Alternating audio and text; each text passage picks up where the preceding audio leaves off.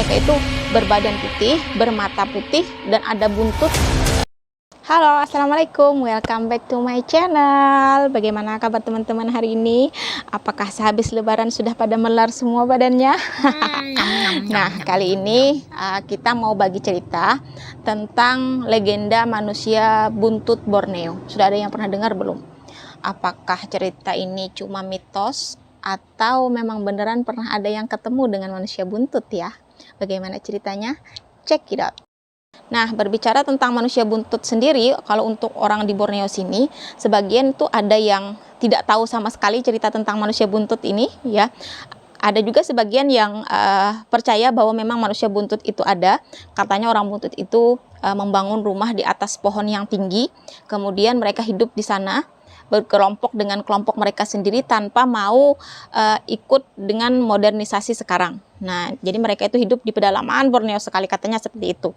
Ada juga yang memang sebagian besar yang tidak percaya terhadap keberadaan manusia buntut ini. Kenapa? Karena memang sampai sekarang tidak ada bukti foto atau video yang membuktikan keberadaan manusia buntut ini. Nah, ada juga sebagian yang pernah bercerita itu bahwa manusia buntut ini merupakan orang Halimun. Orang Halimun ini kalau menurut kepercayaan di sini itu manusia setengah jin. Jadi tidak semua orang bisa melihat dengan mata telanjang seperti ini, hanya orang-orang tertentu saja yang bisa melihat keberadaan mereka. Nah, katanya itu mereka itu berbadan putih, bermata putih, dan ada buntut sekitar panjangnya 15 sampai 10 sampai 15 cm, dan mereka hidupnya itu di atas pohon. Nah, di atas pohon itu mereka mendirikan rumah supaya bisa berlindung dari hewan buas dan lain sebagainya. Dan di sisi tempat mereka duduk itu biasanya dibuat lubang kecil untuk memasukkan ekor mereka. Nah, sebagian yang percaya keberadaan mereka tuh berkata seperti itu. Tapi sebagian besar masyarakat itu banyak yang tidak tahu dan banyak yang tidak percaya, ya. Nah, itu sekilas info tentang manusia buntut yang aku tahu untuk wilayah di Borneo sini, ya. Karena kebetulan juga aku rada jauh dari pedalaman Borneo, karena di sini tuh di Kalimantan Selatan, di Banjarmasin tuh sudah hampir sedikit sekali hutannya, ya. Jadi kalau di daerah Kaltim dan Kalteng sana kan memang hutannya masih luas, ya, masih asri istilahnya seperti itu. Tapi kalau di Kalimantan Selatan sendiri itu sedikit, ya, hutannya. Jadi legenda-legenda tentang manusia buntut ini hanya cerita-cerita yang sampai kemari. Nah, teman-teman, cerita tentang manusia buntut ini sendiri itu berawal dari Karl Albert Buch. Dia ini seorang naturalis, penulis, dan seorang pelancong dari Norwegia. Dia lahir di Copenhagen, Denmark, tapi ikut kewarganegaraan orang tuanya di Norwegia. Nah, ketika jalan-jalan ke Borneo, dia itu bertemu dengan Sultan Haji Muhammad Sulaiman. Nah, oleh Sultan itu dia diundang untuk jalan-jalan menyusuri sungai Borneo sambil naik rakit dan makan duren di rakit situ. Wah, enak sekali ya jamuannya zaman dulu itu, naik rakit sambil makan duren.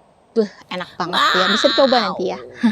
Nah, kemudian dari jalan-jalan wisata bersama Sultan ini, kemudian ada sebagian dari kerabat Sultan yang menceritakan tentang keberadaan manusia buntut ini kepada si Buch ini. Dia menceritakan bahwa dia pernah bertemu dengan manusia buntut, ciri-cirinya seperti ini, seperti ini. Nah, akhirnya si Buch ini penasaran tentang keberadaan manusia buntut, ya, yang ada di Borneo.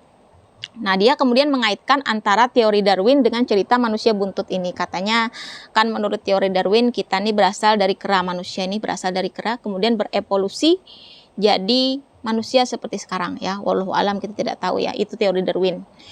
Kemudian setelah mendengar cerita ini, dia melapor kepada Gubernur Jenderal Johan van Lasberg untuk melakukan penelitian sekaligus melaporkan kondisi terkini Borneo saat itu. Nah, dari Gubernur Johan sendiri itu memberikan izin kepada Buch untuk melakukan penelitian sekaligus memberi modal untuk penelitian tersebut dengan syarat nanti jika ketemu manusia buntut ini, ya, kemudian nanti dibawa ke Museum Belanda untuk dilakukan penelitian seperti itu. Nah, Albert Buch sendiri itu ketika sudah mendapat izin dari Gubernur Jenderal Johan van Lasberg untuk melakukan penelitian terhadap manusia buntut ini, dia dengan semangat sekali, ya, datang lagi dia ke Borneo untuk mencari keberadaan manusia buntut ini. Nah, pertama-tama dia mampir dulu ke Kesultanan Kutai di Kalimantan atau di Borneo, menanyakan tentang keberadaan manusia buntut ini, sepengetahuan mereka tuh seperti apa. Nah, kemudian oleh Sultan supaya lebih jelas tentang keberadaan manusia buntut ini, Kemudian seluruh abdi dalam yang tahu itu dikumpulkan dan memberikan informasi kepada Buk. Nah, salah seorang abdi dalam mereka bernama Jiripon itu mengatakan bahwa dia pernah bertemu langsung dengan manusia buntut ini. Kata si Jiripon, manusia buntut ini punya mata putih, berbadan putih, dan mempunyai ekor sepanjang 10-15 cm. Nah, rumahnya katanya itu di atas pohon, dan setiap lantai rumah mereka itu ada sebagian diberi lubang untuk memasukkan buntut itu ketika mereka makan atau ketika mereka duduk. Nah, kata si Jiripon itu seperti itu. Dia meyakinkan sekali kepada Buk bahwa dia pernah melihat langsung manusia buntut ini. Dan mendengar ini Sultan Kutai pun merasa takjub ya. Akhirnya beliau memerintahkan kepada Jiripon untuk mendampingi si Buk ini untuk melakukan penelitian atau mencari keberadaan manusia buntut itu di wilayah pedalaman Kalimantan sana. Nah, dengan iming-iming 500 gulden emas jika si Jiripon bisa membawa manusia buntut ini kepada Buk ya. Jadi dengan semangat Jiripon pun pergi ke wilayah hutan Kalimantan untuk melakukan pencarian terhadap manusia buntut ini. Nah, sekian lama menunggu, tapi tidak ada kabar dari Jiripon tentang keberadaan manusia buntut ini. Jangankan kabar dari manusia buntut ya, Jiriponnya pun tidak balik-balik ke Kerajaan Kutai untuk memberikan informasi yang lebih detail lagi atau membawa manusia buntut ini. Nah, akhirnya karena sudah menunggu lama, si Buk ini kemudian melancong lagi ke wilayah Kalimantan Selatan ke Banjarmasin. Nah, ketika si Alperbuk ini berada di Banjarmasin, kemudian si Jiripon itu menyusul dia menuju Banjarmasin, dari Kutai ke Banjarmasin, kemudian mengabarkan apa yang jadi hasil pencarian dia terhadap orang buntut ini. Nah, si Jiripon ini menceritakan bahwa dia sudah berusaha semaksimal mungkin untuk mencari orang buntut ini, tapi tidak bisa menemukan mereka lagi.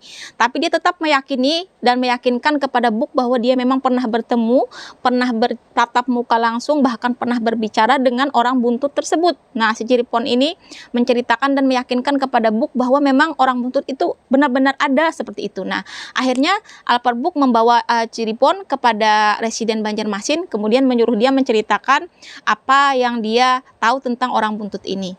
Nah, mendengar cerita tersebut, kemudian residen Banjarmasin pun ikut penasaran tentang keberadaan manusia buntut ini dan memutuskan untuk membantu Alperbuk untuk menemukan mereka. Nah, karena orang buntut ini dipercaya itu berada di wilayah Kerajaan Pasir, akhirnya residen Banjarmasin itu mengirim surat kepada kepada Kerajaan Pasir untuk membawa atau menyerahkan orang buntut sebanyak 2 orang, 1 pasang kepada Kerajaan Kutai untuk dititipkan di sana.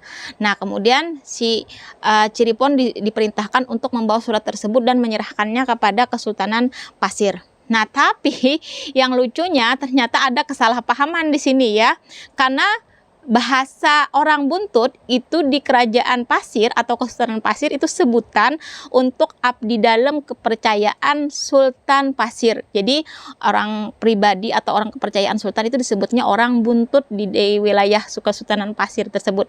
Nah, membaca surat ini kemudian marahlah Kesultanan Pasir kepada Jiripon yang membawa surat ini dan mengatakan kepada Jiripon, bilang sama Sultan Kutai, jika menginginkan orang buntut saya, silahkan ambil kemari. Nah, dia marah karena dia kira Kesultanan Kutai menginginkan abdi dalamnya untuk dilakukan penelitian. Nah, jadi akhirnya sampai bersih tegang kedua kerajaan ini karena ada kesalahpahaman, bahkan sampai membuat benteng-benteng pertahanan di perbatasan mereka karena surat yang dibawa oleh si Jiripon tadi, dan Jiriponnya pun diusir dari Kesultanan Pasir. Nah, setelah ada insiden kesalahpahaman antara Kesultanan Pasir dan Kesultanan Kutai, akhirnya si Alperbuk memutuskan untuk sudahlah, aku balik yalah ke negaraku, masa bodoh lah dengan orang ini orang buntut ini apa memang benar-benar ada atau cuma karangan-karangan si Jiripon saja yang pernah bertemu. Akhirnya dia pulang ke negaranya dengan rasa kecewa karena memang tidak bisa melakukan penelitian secara mendalam dan tidak bisa menemukan orang buntut di Borneo. Akhirnya si Alperbuk ini kembali ke negaranya, ke Norwegia sana. Kemudian dia menuliskan pengalaman hidupnya yang sudah singgah ke wilayah Samarinda, Tenggarong, dan Banjarmasin untuk ditulis dalam sebuah buku yang berjudul Headhunter of Borneo. Nah, dia menceritakan semuanya di sana tentang kepercayaan atau cerita-cerita tentang orang buntut ini dalam bukunya tersebut. Nah, kemudian buku ini diterbitkan pada tahun 1881. Nah, dari sinilah kemudian cerita orang buntut itu berkembang luas di Borneo dan wilayah sekitarnya. Sebagian ada yang percaya dan sebagian juga ada yang tidak percaya tentang keberadaan manusia buntut ini. Nah, kalau kalian versi yang percaya atau yang tidak? Nah, inilah cerita aku tentang orang buntut ini ya. Mudah-mudahan kalian suka dengan cerita ini. Jika ada kekurangan atau kesalahan penyebutan, silahkan tambahkan di kolom komentar ya. Aku menerima sekali semua komentar yang membangun. Terima kasih banyak buat yang sudah berkomentar dan terima kasih banyak yang sudah menonton. Jangan lupa like, komen, dan share-nya. Dan jangan lupa juga subscribe-nya ya, biar tambah semangat bikin kontennya. Terima kasih banyak yang sudah menonton. Next video nanti kita cerita apa lagi ya, silahkan request di kolom komentar. Assalamualaikum.